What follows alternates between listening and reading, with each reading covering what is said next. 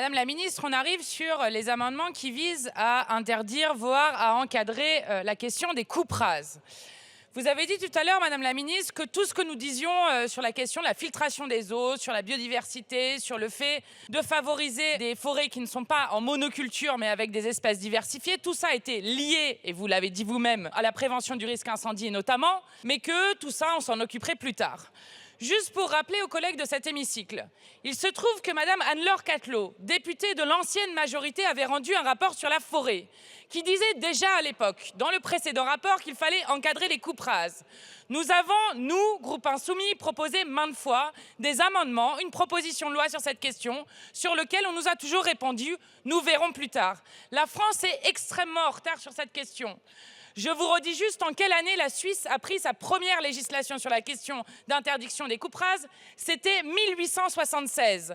Tous les Länder de l'Allemagne ont des règles d'encadrement extrêmement strictes sur les coupes rases.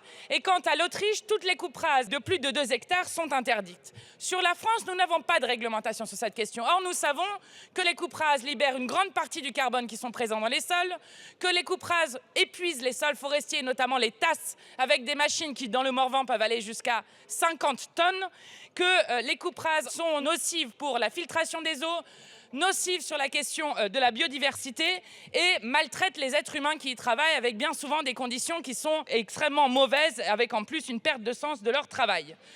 C'est scientifiquement prouvé que les forêts qui ne sont pas monospécifiques sont plus résilientes aux événements climatiques extrêmes.